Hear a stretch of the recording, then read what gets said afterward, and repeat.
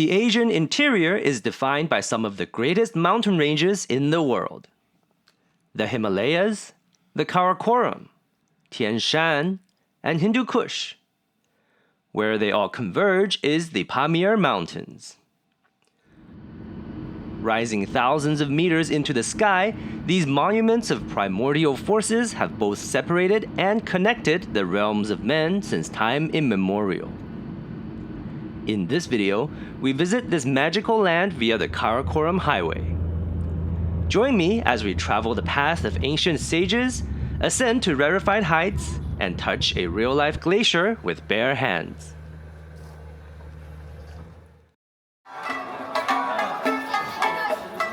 Our journey begins in the city of Kashgar, a key nexus on the Silk Road with over 2,000 years of history. It still remains a commercial center on the western edge of China to this day, and the bustling old town of Kashgar is filled with a vibrant multi-ethnic, multicultural atmosphere, making it a fascinating destination. From Kashgar, China's National Road 314 extends southwest into the mountains of Pamir. Better known as the Karakoram Highway, its China section goes 413 kilometers through some of the most awe-inspiring terrain to reach Pakistan. The area we're headed to is officially called the Tashkurgan Tajik Autonomous County. Tashkurgan is home to about 40,000 residents and, as the official name suggests, about 80% is ethnic Tajik people. The ancestors of the local Tajik people are said to already inhabit the region more than 2,000 years ago, when the Han Dynasty established the western region's protectorate in modern-day Xinjiang and recorded Tashkurgan, then known as Puli, into the history books. Later, the Buddhist kingdom of Chepanto would be founded around Tashkurgan between the 2nd and 8th century CE. During this time, the people of Chepanto were known as Sina Deva Gotra, or the Chinese solar people, referring to a legend that they descend from the union between a Han Chinese princess and the heavenly god of the sun. The natives of Tashkurgan began to be referred to as Tajiks after the 11th century, with the spread of Islam in Xinjiang. The road follows the Tashkurgan River Valley into the mountains. This river flows down from the Karakoram into the Yarkand River, which then joins the Tarim River, the largest endorheic river system in China.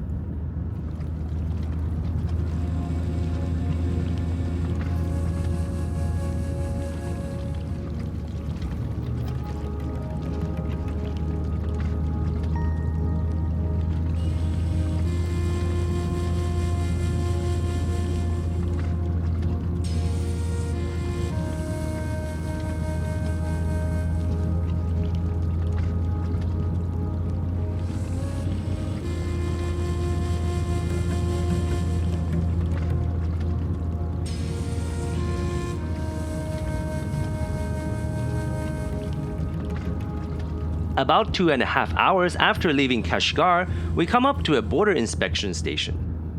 We are not actually crossing a national border here, though the land ahead is designated as a border management area and tourists need to obtain a separate permit in advance to enter.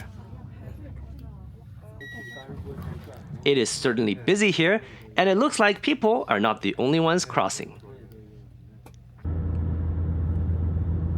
We advance further into the mountains after the inspection station. Here we cross the Gongar Tunnel.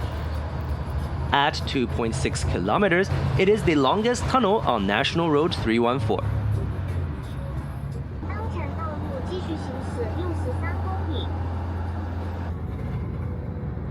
Shortly after clearing the tunnel, a dreamy body of water appears ahead of us. This apparently used to be a glacial lake, but is now actually part of a reservoir built in the 2000s. Strong winds in this area have blown fine sand into giant dunes next to the water. These sand dunes shine brightly under the sun and gives the glistening lake an otherworldly appearance.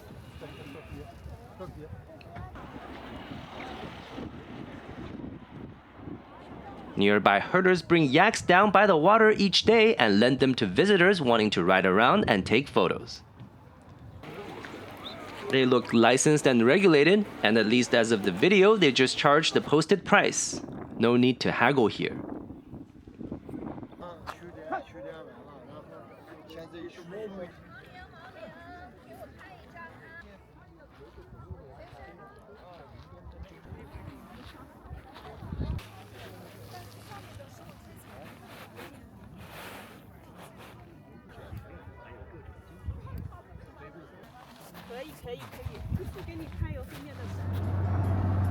After White Sand Lake, National Road 314 turns south, and this is where we come up close to Khunjerab, the highest peak in the entire Pamir Mountains. With an elevation of 7,649 meters, Khunjerab is perennially snow-covered, and you can clearly see several glaciers extend down its slopes.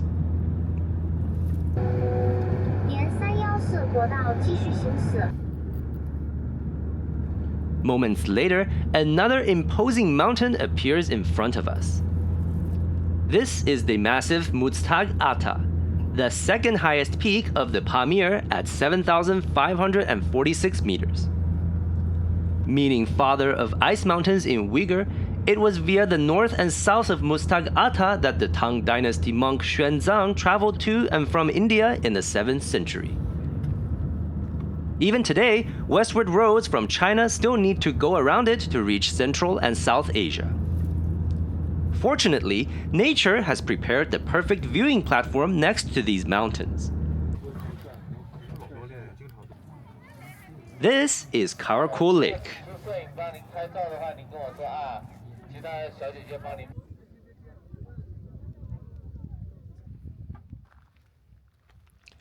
To the left, the Khunjerab. And to the right, the Muztagh. At an elevation of about 3,600 meters, this natural lake is one of the highest on the Pamir Plateau.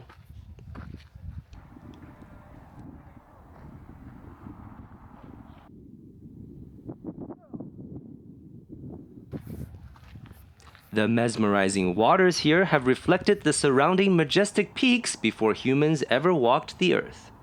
Yet, each visitor can only take in a momentary glimpse, unique and never to be repeated again till the end of time.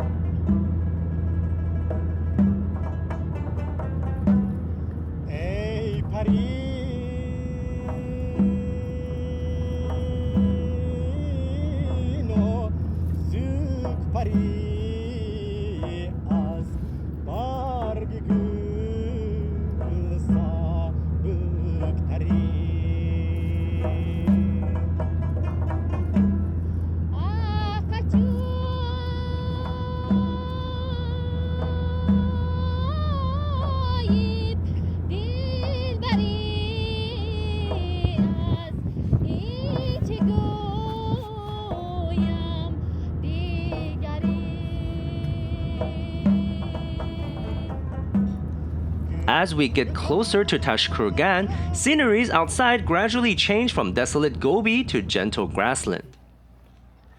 Glacial water from the surrounding mountains flow down into the basin here, sustaining a wetland in the sky. The oasis extends along National Road 314 to where the ancient stone fortress of Tashkurgan is located. Today, it is the site of the Pamir Visitor Center with an exhibition hall that details the land's history and culture. First constructed in the 1st century CE, this fortress was once a key station on the southern route of the Silk Road and the capital of Puli and Chepanto, both ancient kingdoms. Some believe this is the very stone tower mentioned in Ptolemy's famous treatise Geography, which marked the halfway point between China and Europe. The monk Xuanzang from 7th century is perhaps the most famous visitor to the stone fortress, as he is said to have briefly stayed and spread Buddhist teachings here on his way back from India. Later, the Tang dynasty established a military garrison on the site as one of its westernmost outposts under the Anxi Protectorate.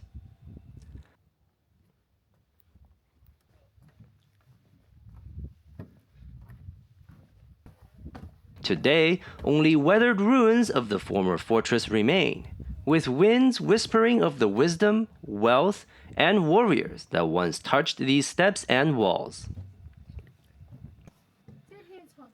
A large marsh extends from the foot of the fortress.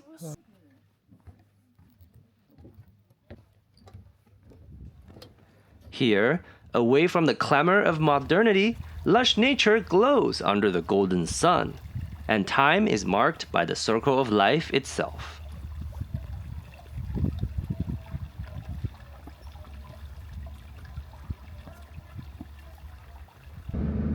A bit further south, we stop by a Tajik village, where some locals have turned their houses into cultural exhibits for visitors.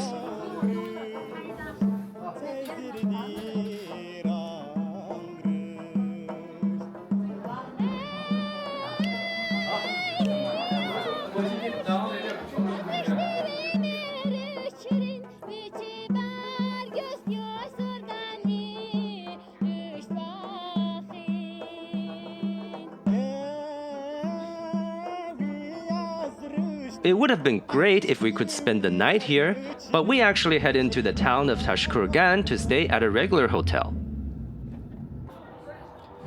I gotta say, for how remote the town is, it is surprisingly normal looking. Normal roads, normal buildings, normal stores. The specialty food here is supposedly the yak hot pot, so we gotta try it out.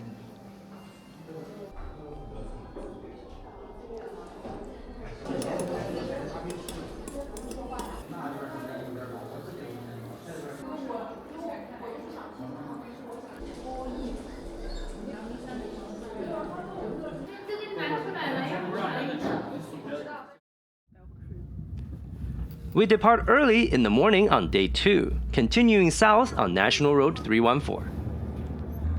As China famously uses one single time zone across its entire territory, the local astronomical or solar time here is about 3 hours behind the official Beijing time based on UTC +8. It's past 9:15 and the sun is finally rising over the ridges.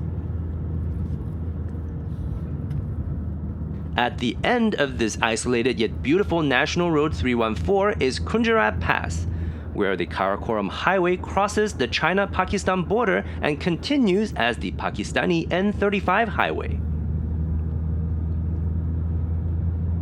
At an elevation of about 4,700 meters, Khunjerab Pass is the highest international border crossing in the world, and it is in fact the only active border crossing between China and Pakistan. Because of this distinction, the border crossing has become a destination in and of itself.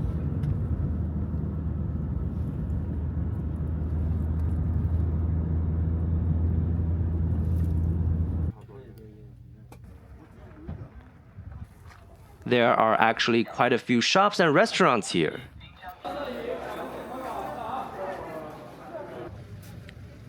To get to the actual border, we hop on a shuttle bus that would carry us up the final ascent.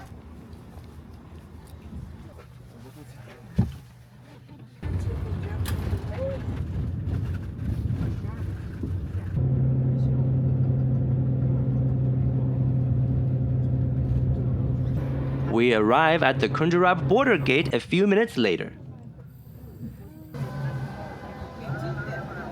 Vehicles would actually drive under and through the border gate to and from Pakistan, which is only a few meters away beyond the fence and boundary markers.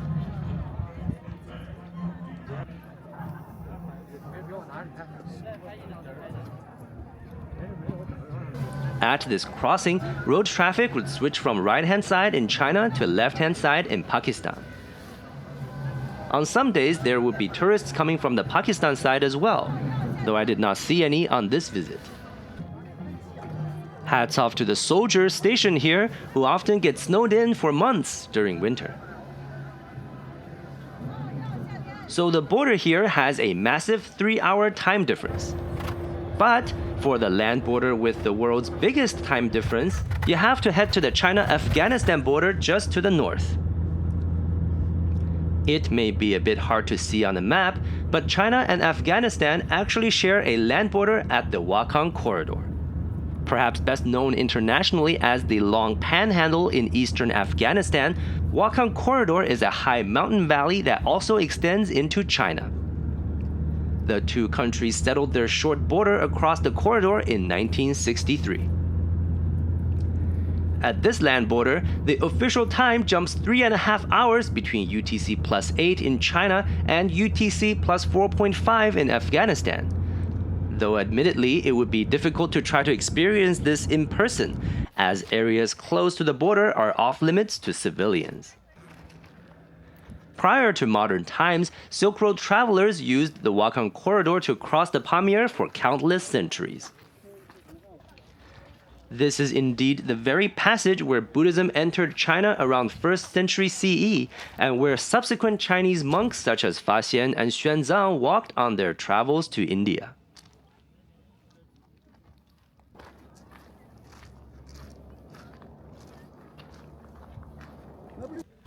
On passing the Wakhan Corridor in the year 399 CE, Fa Xian described the area as follows. Above, no birds fly. Below, no beasts roam. A vast expanse stretches all around, and no direction can be discerned. One can only use the sun to determine east and west, and human bones as markers for travel. While I didn't quite see human bones, the description is otherwise pretty accurate even to this day. In addition to scholars and merchants, armies of course also came to the Wakhan Corridor. In 747 CE, Tang General Gao Xianzhi led an expedition across the Wakhan Corridor on a punitive campaign, defeating the kingdom of Lesser Bolu and its ally, the Tibetan Empire. A few years later, Gao would lead another Tang army over the Pamir and meet the rising Abbasid Empire near the Sir Daria at the Battle of Talas. This time, though, his heavily outnumbered troop would be defeated. Chinese craftsmen captured by the Abbasids at Talas are said to have introduced advanced papermaking techniques to the Islamic world, contributing to the technology's eventual spread to Europe via Al-Andalus. Centuries later, one of Europe's own would come here from the west. The Venetian traveler Marco Polo is understood to have entered China via the Wakhan Corridor on his way to an audience with Kublai Khan in 1271. In his travelogue, Marco Polo specifically mentioned a type of sheep with spiral horns native to the Pamir Plateau. Marco Polo's extensive and captivating accounts of Asia would later inspire a fellow Italian named Christopher Columbus, who would set sail for the ocean blue in 1492. But no matter where you travel, food is still a must, so we stop at a service center for lunch. Here you get a variety of choices, including an all-you-can-eat buffet for 30 Chinese yuan. I didn't want to be too full though, as the next part of our journey looks like this. This is the Panlong Ancient Road. Although the word ancient is in the name, the road itself is actually quite new, opened only in 2019 as part of public works to improve the transport situation of local farmers and herders. This road has since also become a tourist attraction as well due to its dramatic pathing through the mountains. The core section of Panlong Ancient Road is 36 kilometers long, over which the road traverses 1,000 meters of elevation change and over 600 sharp curves. For such a remote and mountainous road though, its surface condition is surprisingly good. The road is entirely hardened with basically no potholes, and the guardrails are in good shape. There is even good cell signal. One thing drivers need to be aware of though is overheating, as the long uphill climb can be quite taxing on the engines. And this is definitely not where you'd want to be stranded.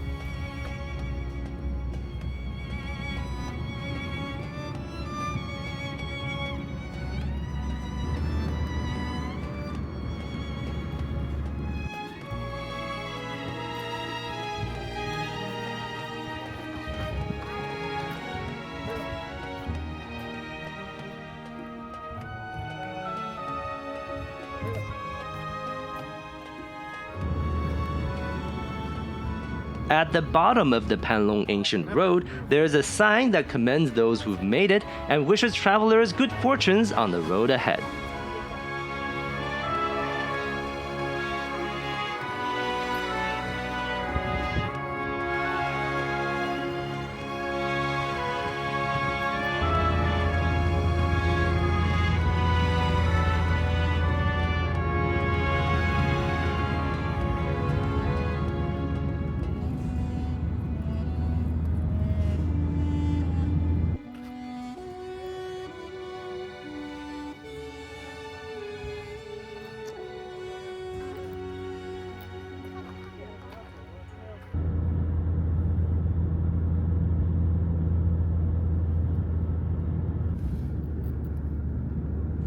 After a long day on the road, I'm craving for some carbs at this point. There's a popular pilaf place in town that I want to try. I actually already came yesterday, but they were sold out by the time I got here. But I am luckier today. After some waiting, I got the last lamb pilaf of the day. Definitely feeling like $1,000,000 right now. The takeout box is absolutely stuffed. Ooh. The meat is very savory, and the oily rice is balanced with strips of yam. Absolutely amazing. On day 3 of the trip, we begin the return leg to Kashgar. But before we get back, we visit the final and arguably the most breathtakingly beautiful site of the entire trip, the Muztagh Glacier Park. Peaking out at 7,546 meters above sea level, Muztagh means father of ice mountains, as the mountain has been covered by glaciers for eons. However, the glacier park itself is another new creation, having opened only in 2023. The park is built near the so-called Glacier number 4 out of a few nearby ones. Glaciers number 2 and 3 can also be accessed with the proper equipment, though they are far more difficult to reach than the number 4 here and usually require having an experienced local guide. From the visitor center, we first board a shuttle that takes us to a platform.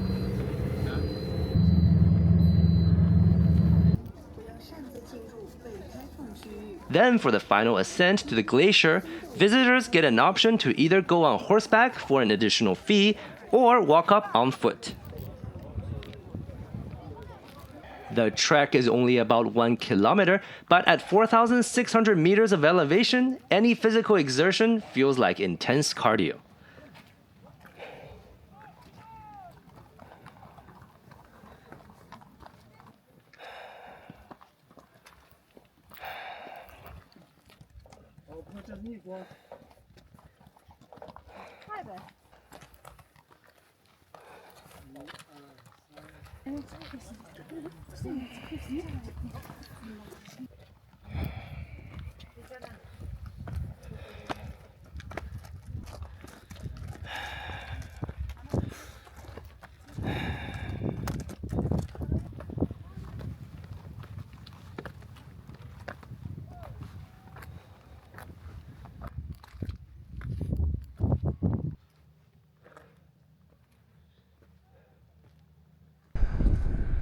I finally made it to the top after about 30 minutes.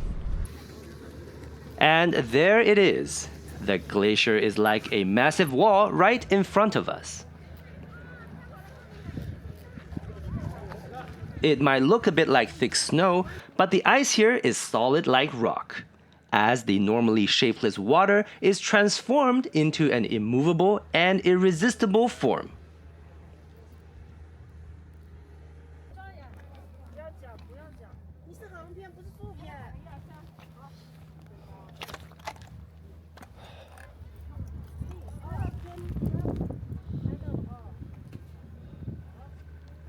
I wish I could convey the exhilaration of this moment, but words lose their meaning in the face of nature's greatness.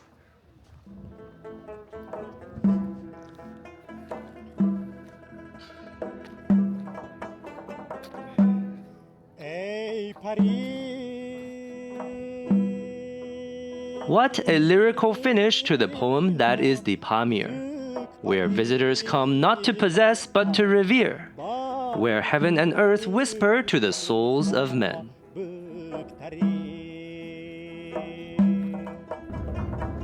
If you made it this far, I really hope you enjoyed this magical journey to China's far western edge. Don't forget to like, comment, and subscribe for more travel and transit content. Have a great day and see you in the next one.